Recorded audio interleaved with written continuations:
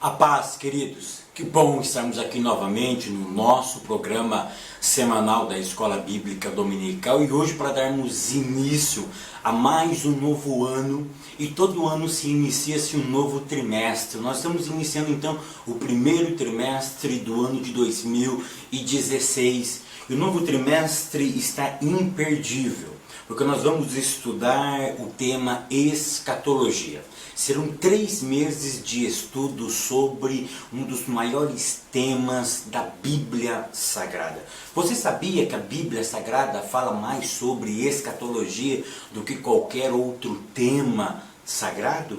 A escatologia foi o tema mais pregado, ensinado pelo nosso Mestre e Salvador Jesus Cristo. Então nós vamos dar início a esse trimestre maravilhoso, e a capa da nossa revista tem como título: O final de todas as coisas, esperança e glória para os santos. A nossa revista traz aqui um relógio, um anjo trocando uma trombeta, E uma pergunta que eu faço para você: o anjo realmente toca uma trombeta?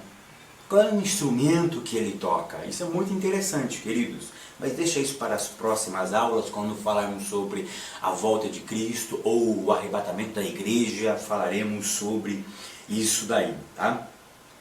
Então nós teremos 13 aulas. Hoje nós vamos falar sobre escatologia, o estudo das últimas coisas. Vamos falar de forma genérica o assunto escatologia. A partir da segunda aula nós entraremos especificamente nos pormenores da escatologia, tá?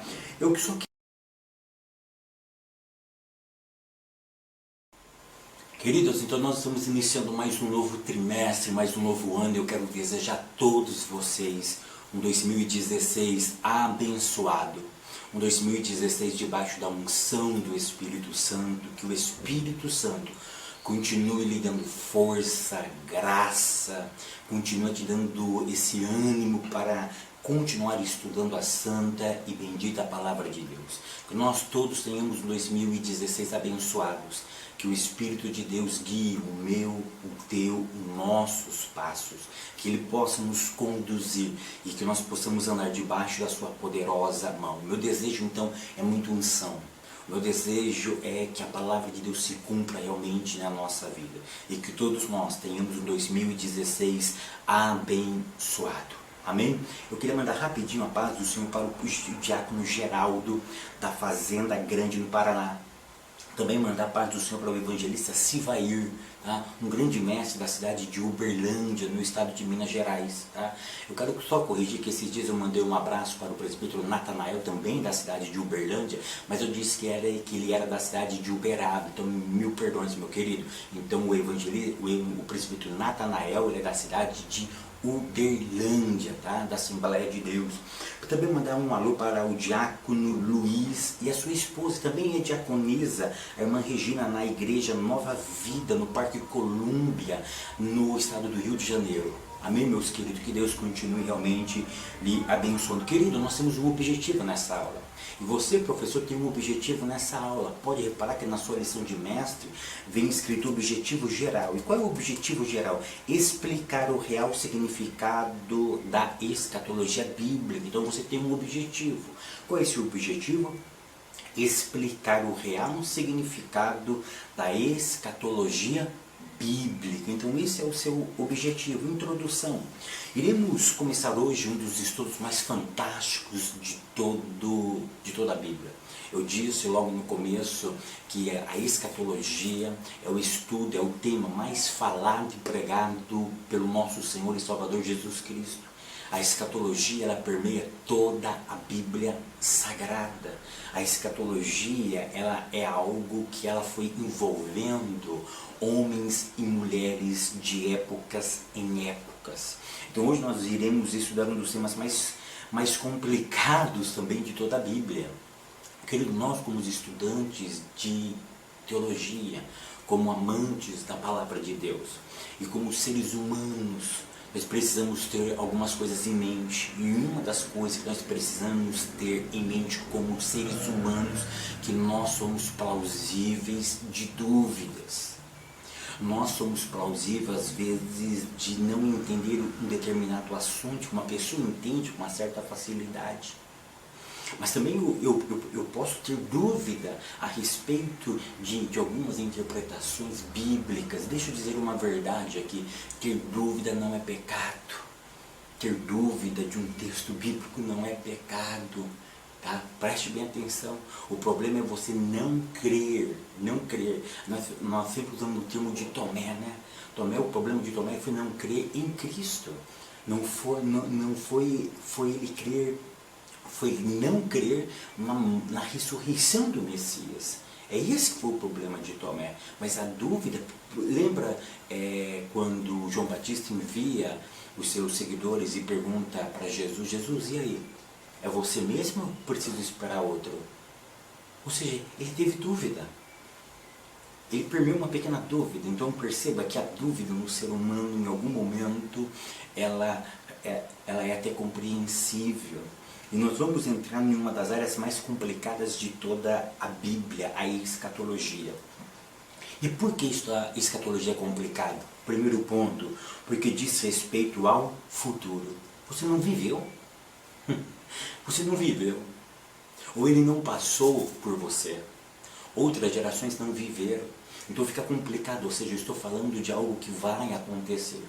E tudo aquilo que está fora do nosso alcance, que nós não vivemos, que nós não passou por outras gerações, e não está passando pela nossa geração, tudo aquilo que está à frente é complicado. É complicado porque eu não vi, eu não passei, pessoas não passaram. Então nós vamos trabalhar em coisas baseadas no futuro, então por isso que se torna complexo. Segundo ponto, esse assunto. Por que isso da escatologia é complicado? Porque a escatologia já foi motivo de divisão de denominações. Vocês sabiam disso? Que a escatologia já dividiu denominações.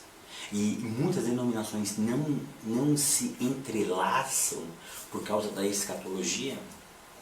Tá? Já foi motivo. Tá? Você pega a linha presbiteriana, é uma escola teológica. Você pega a linha batista tradicional, é outra escola teológica. Você pega nós, pentecostais, é outra escola teológica de escatologia. Então, já foi motivo de divisões de igrejas. E elas não se compactuam justamente por causa da escola teológica. Alguns pontos eu pego do presbiterianismo, mas a grande maioria eu rejeito por causa da escola teológica, escatológica que eles aderiram. Muitos são amilenistas. Aí você pega, nós pentecostais somos pré-tribulacionistas, e aí nós vamos tendo outras escolas teológicas. É claro que nós estamos dentro da escola futuristas, eles estão dentro de uma outra escola, porque a escola futurística ela vai se dividindo em partes, tá? Mas é complicado estudarmos teologia justamente por causa, escatologia justamente por causa disso, tá? Terceiro ponto, por que estudarmos escatologia é complicado? Porque com o passar do tempo, textos são ajustados mediante aos acontecimentos contemporâneos, tá? Queridos, o que eu quero dizer com isso? Eu comecei a estudar teologia em 1996, dia 31 de agosto de 96, eu me matriculei na Escola Teológica das Assembleias de Deus, a famosa ETAD, na época que o básico era 4 anos, eu tinha apenas 16 anos de idade, e comecei então a estudar a Escola Teológica das Assembleias de Deus do Brasil, a ETAD.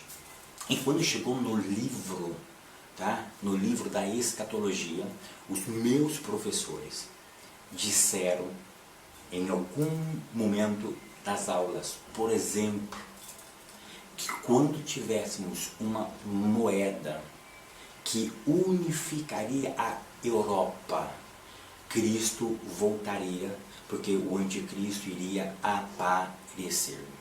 Eu me lembro que isso foi por volta do ano de 97, quando eu ouvi isso, 96 para 97, quando eu ouvi isso. E eu, menino, fiquei morrendo de medo. Fiquei morrendo de medo. E eles começaram a falar também que quando tivesse a união de 10, quando tivesse uma confederação de 10 países, a plataforma do anticristo estaria estabelecida e ele viria.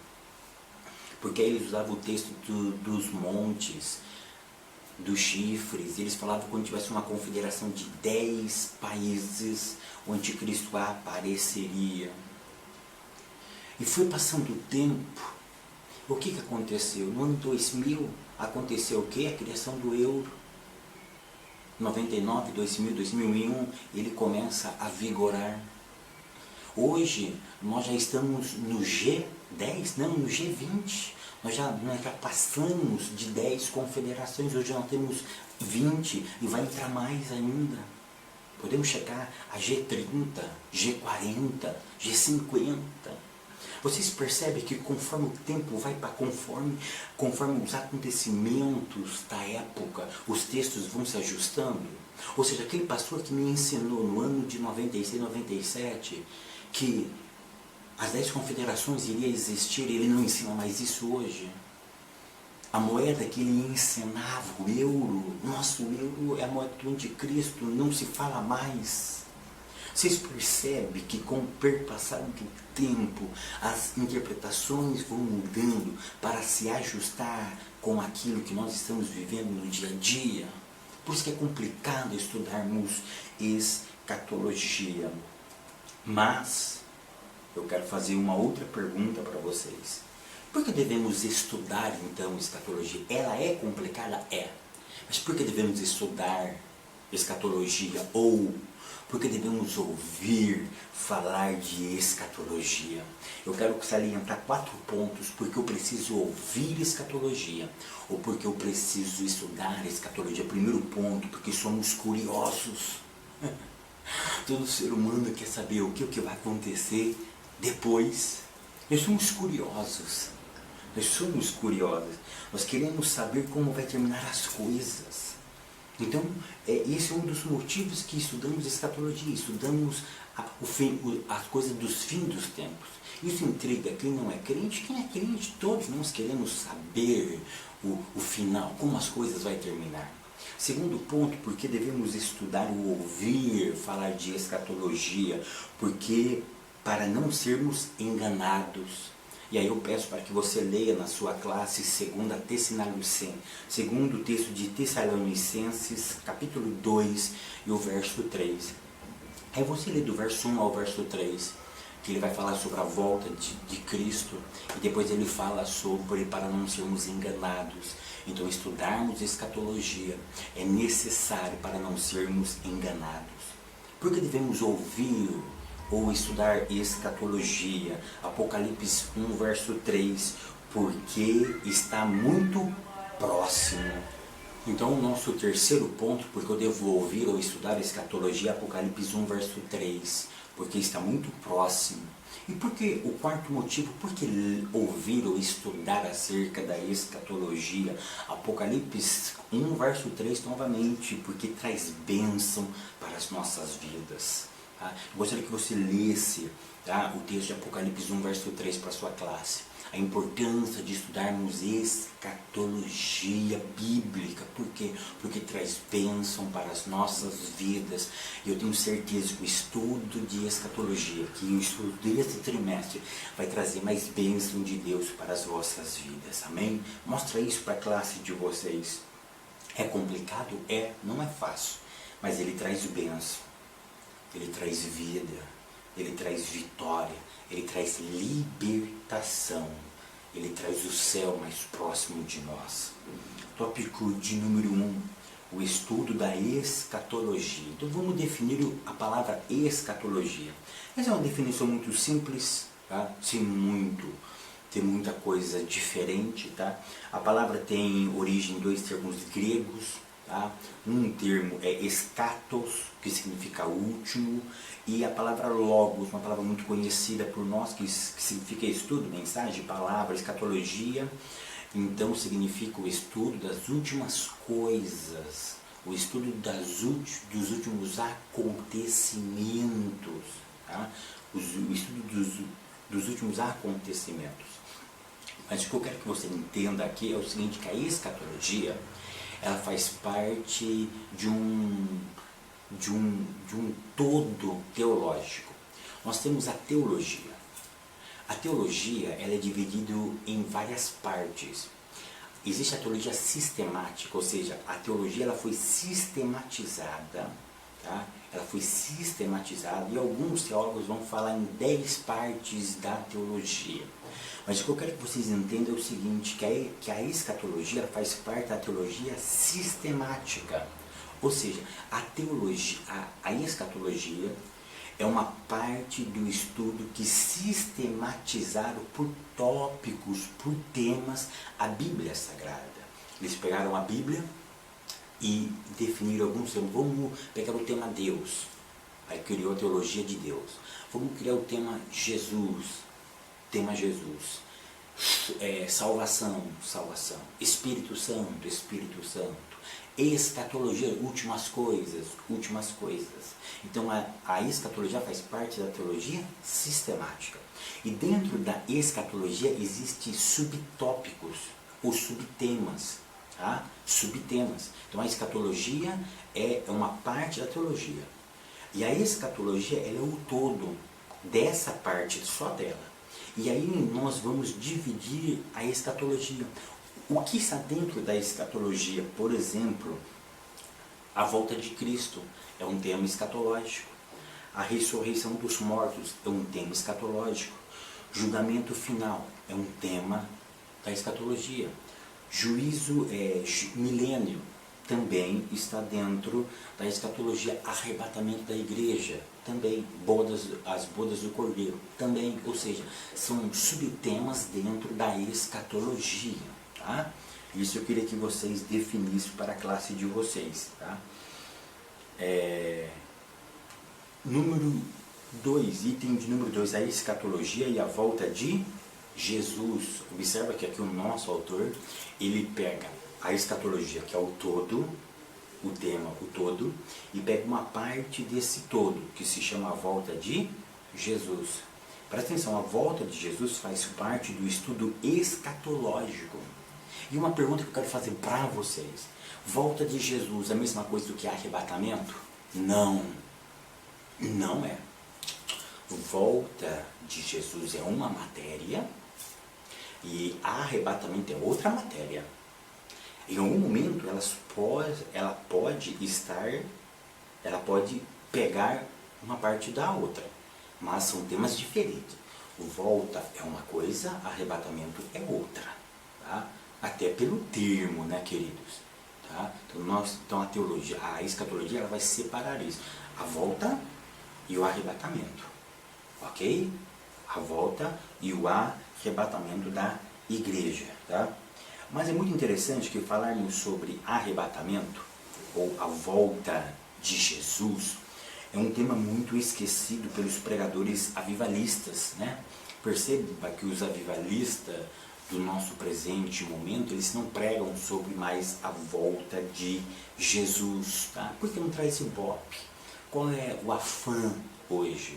A moda hoje? É vitória, é bênção, é prosperidade, você vai vencer, você vai conseguir, você vai sair daqui e vai entrar aqui, todos vão te ver, ou seja, é o triunfalismo. Tá? A volta de Cristo é um tema pouco explorado nos nossos últimos dias. Tá? Tópico de número 2, a preocupação com os fins dos tempos. Aí o nosso autor vai dizer que os discípulos tiveram essa preocupação. Tá? Os discípulos tiveram essa preocupação. Item de número 1, os discípulos de Jesus. E eu quero neste momento analisar com vocês dois textos bíblicos. Mateus 24, verso 3 e 2 a Pedro, capítulo 3, do verso 3 ao verso de número 4.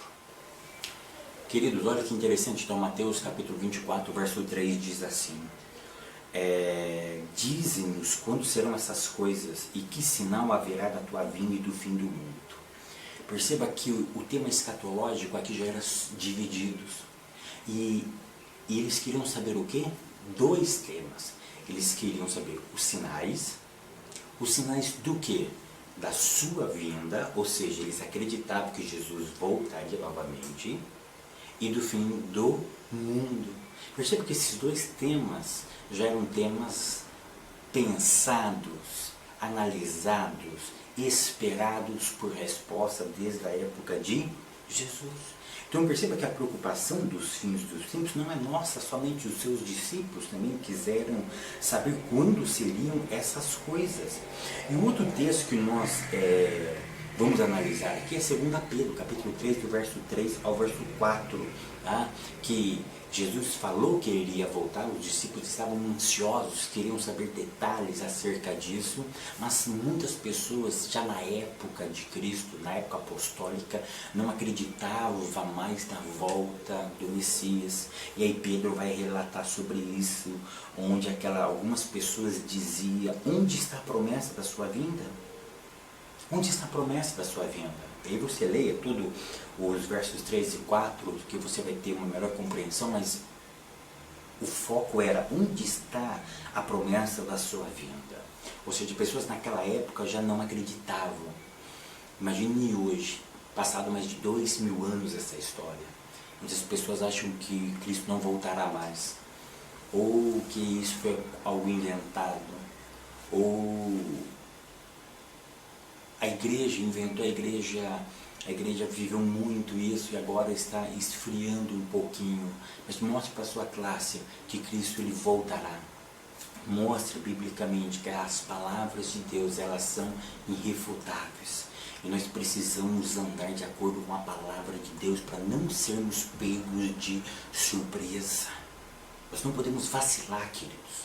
Nós precisamos estar atentos à volta de Jesus. Tá? Hoje a lição vai ser mais panorâmica, depois nós vamos entrar em detalhes mais profundos. Tá? As previsões falsas sobre o futuro. Aí nós temos o item de número 2 e o item de número 3. O item número 2, as previsões falsas sobre o futuro.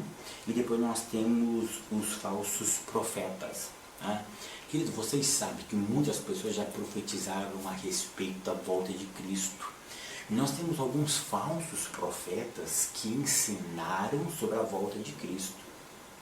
E uma dessas pessoas que ficou muito conhecida no Brasil foi a Valnice.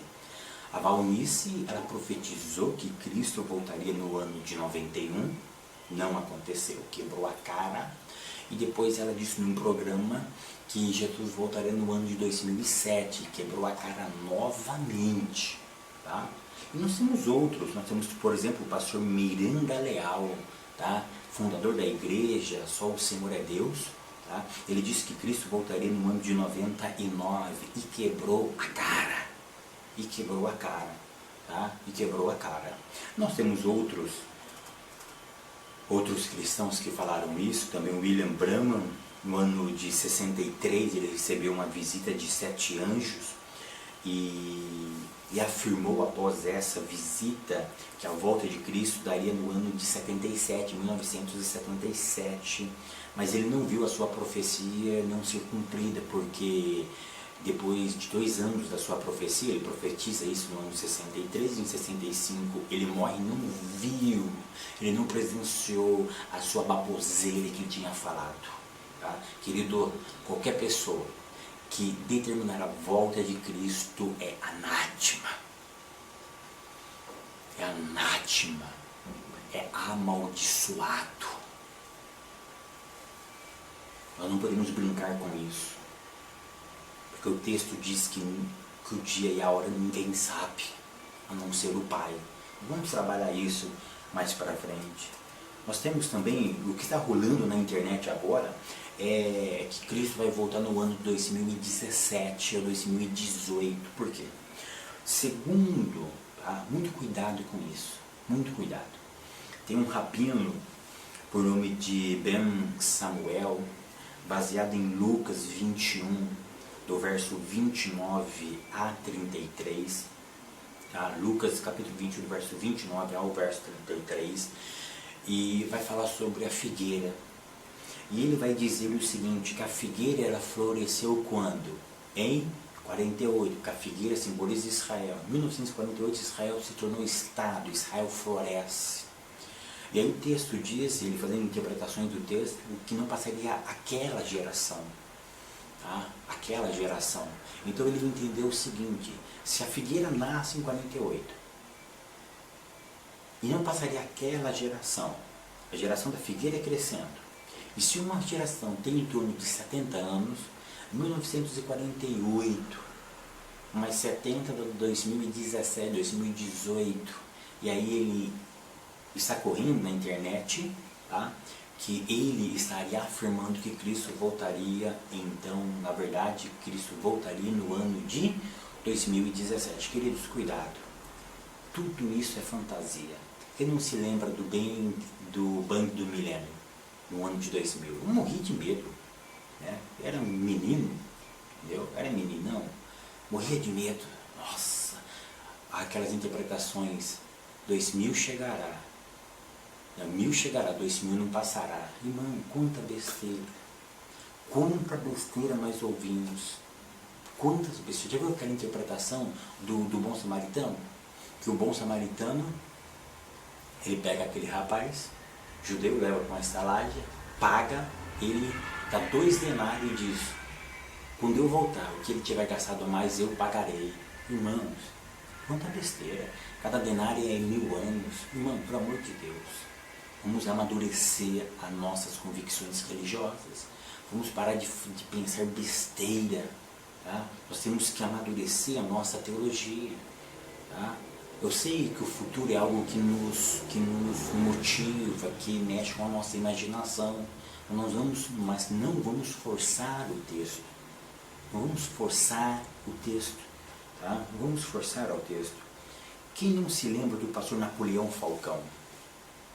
O pastor Napoleão Falcão, no ano de 93, e foi na minha cidade. Tá? Eu não era crente ainda, não tinha me convertido, eu me converti em 94, mas em 92, 93, Napoleão Falcão pregou na cidade que eu moro até hoje, na cidade de Americana, e ele afirmou naquela noite, se Jesus não voltasse até o ano de 2000, ele seria um crente frustrado, e realmente Cristo não voltou no ano de 2000, tá? E realmente Cristo não voltou no ano de 2000, então vamos tomar muito cuidado, querido, porque nós podemos entrar em discrepância com a palavra de Deus.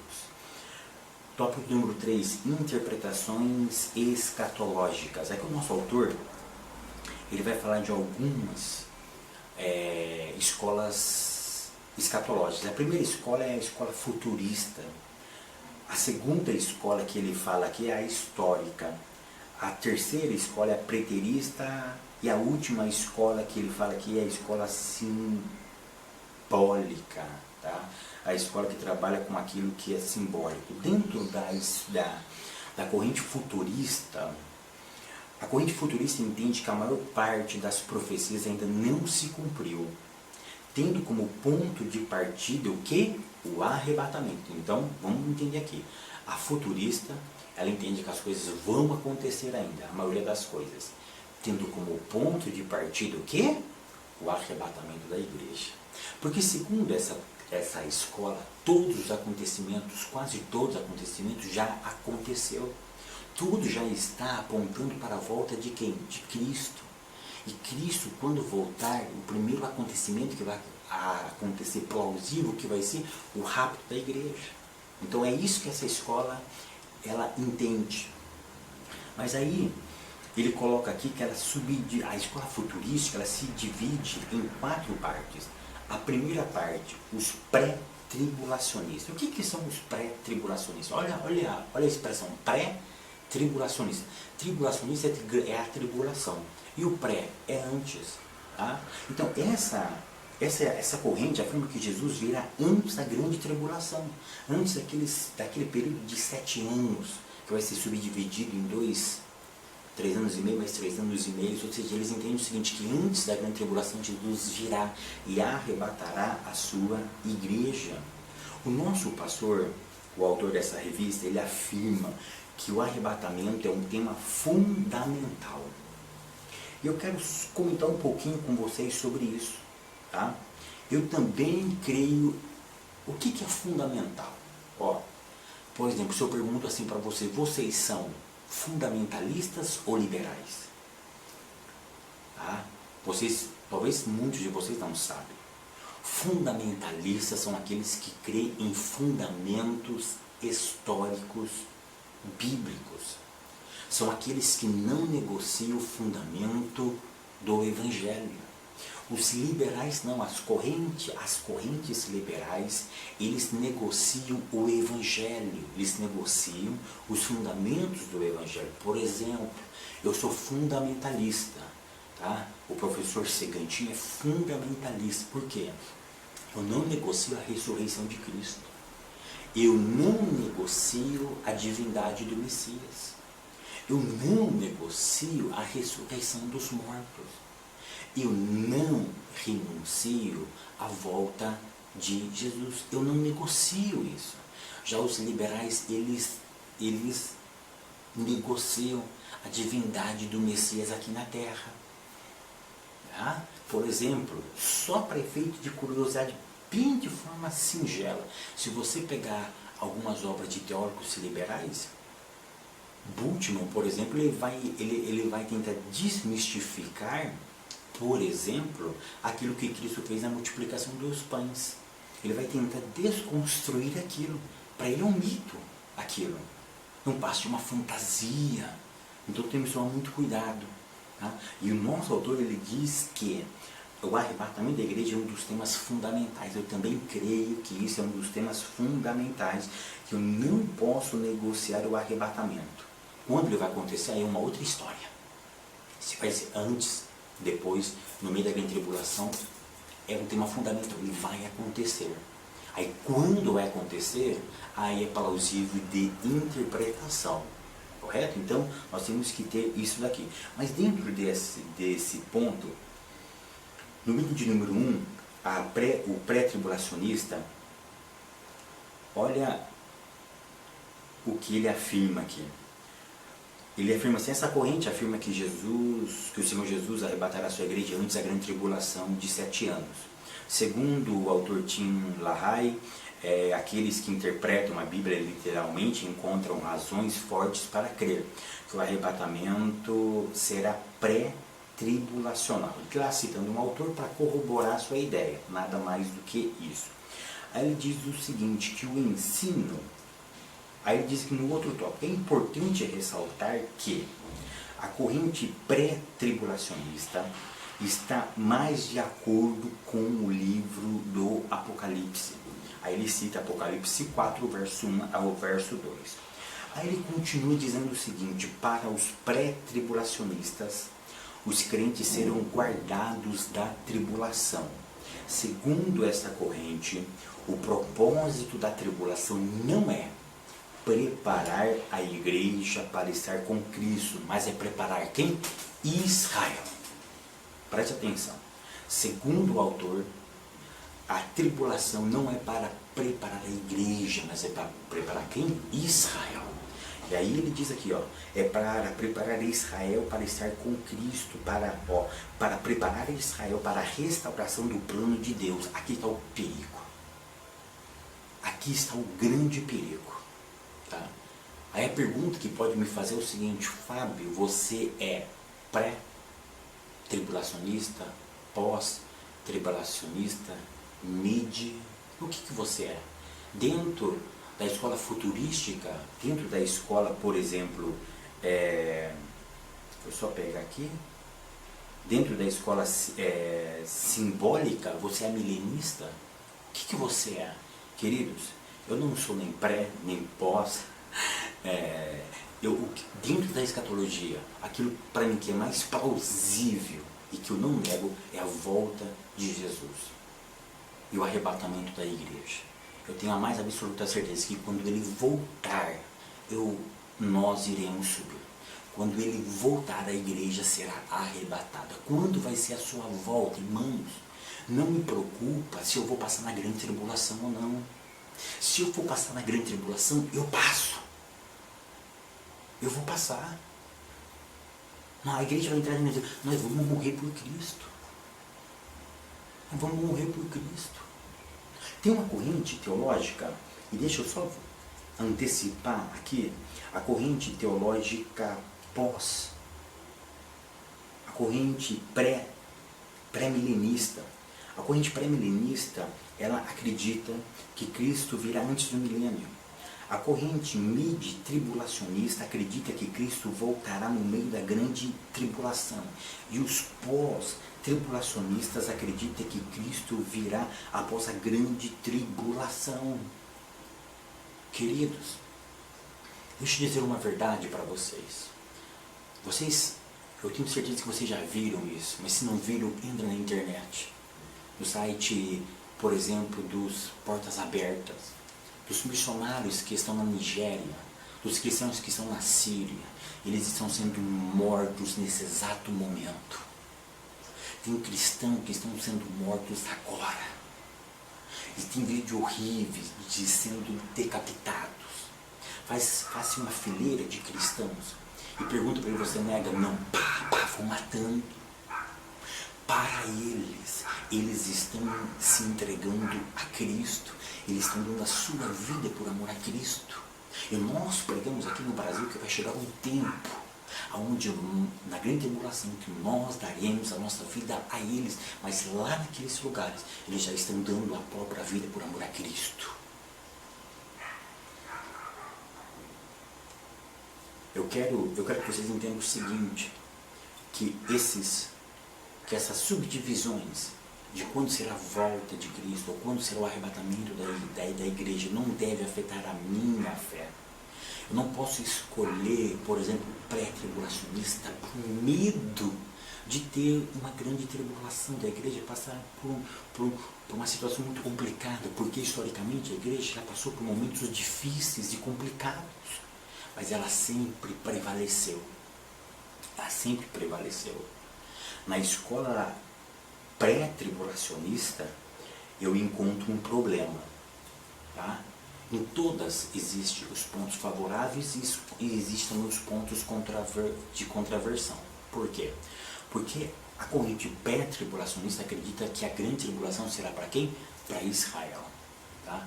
Para Israel. Isso é uma doutrina antissemita. Por quê? Porque a escola pré-tribulacionista, ela separou igreja de Israel. E quando eu leio Paulo, eu já expliquei 300.000 vezes aqui, que quando eu leio Paulo, Romanos, capítulo 10, capítulo 11, Paulo vai deixar uma coisa muito bem clara, que não existe igreja sem Israel, e não existe Israel sem igreja. Paulo vai dizer de uma forma muito bem clara que a igreja, ela bebe de Israel. A igreja foi enxertada, pegou Israel, cortou, enxertou a igreja, enxertou os gentios dentro de Israel. Nós bebemos de uma mesma seiva, eu não posso segregar. Irmão, olha o que Paulo faz. Paulo, ele faz um enxerto, e os teólogos cristãos fazem uma separação entre igreja e Israel. Então o maior problema que eu vejo nos pré-tribulacionistas é separar Israel da igreja. Tá? Separar Israel da igreja. Depois nós temos os pré-milenistas, que essa corrente acredita que Cristo virá antes do milênio. Depois nós temos o mid-tribulacionista, que vai ser no meio, que Cristo, no meio da grande tribulação que Cristo virá. E depois nós temos os pós-tribulacionistas. Após a grande tribulação, Cristo vai vir buscar a sua igreja. Queridos, deixa eu dizer uma verdade aqui. Os pré-tribulacionistas, eu estou enfocando nele por quê? Porque é uma linha defendida por nós, assembleanos, e defendida pelo autor da nossa revista. Mas eu quero que vocês pensem. Existem alguns autores Ponto de número 2, existe a escola histórica. O que a escola histórica ensina? Essa corrente afirma que o Apocalipse é uma narração de fatos já acontecidos, ou seja, tudo que aconteceu no Apocalipse, tudo escrito no Apocalipse já aconteceu. É uma narração de fatos somente. Somente está narrando fatos que já aconteceram de forma simbólica. Depois nós temos a escola preterista. Essa corrente entende que o Apocalipse já se cumpriu totalmente em que época? No Império Romano. Ou seja, para eles é o seguinte, o Império Romano, tudo aquilo que foi profetizado, que foi escrito no Apocalipse, se cumpriu no Império Romano, tá? Que se cumpriu no Império Romano. E depois nós temos a escola simbólica, a escola simbolista, que essa escola acredita que tudo é simbólico, tudo é espiritual. Aqui existem o que? Os pós-milenistas. Tá? Os pós-milenistas dessa corrente simbólica. Eu quero concluir essa aula, essa nossa primeira aula abençoadíssima, dizendo o seguinte, que podemos terminar essa aula dizendo o seguinte, não fique com medo do estudo de escatologia, que isso não perturbe a sua mente, mas que isso traga bênção para a tua mente. Mas eu quero terminar essa aula dizendo o seguinte, que nós podemos andar como se fôssemos encontrar com Deus ontem. O que importa na realidade é a nossa vida, é o nosso andar. Se Cristo vier hoje, eu estou preparado. Se o Brasil mudar de política amanhã e começar uma grande perseguição contra nós, você continuará autêntico na sua fé? Coloque isso na sua mente. O que vale é os fundamentos que estão impregnados na tua vida. Não importa as circunstâncias, em todas as circunstâncias eu preciso ser crente, eu preciso ser fiel a Deus, amém? Que nós possamos ser fiéis a Deus, que nós possamos continuar firmes na sua palavra, porque eu tenho certeza que a nossa fidelidade, o nosso amor a Ele, nos levará ao encontro dEle em qualquer circunstância. Que Deus continue abençoando a todos. Até semana que vem, querendo Deus.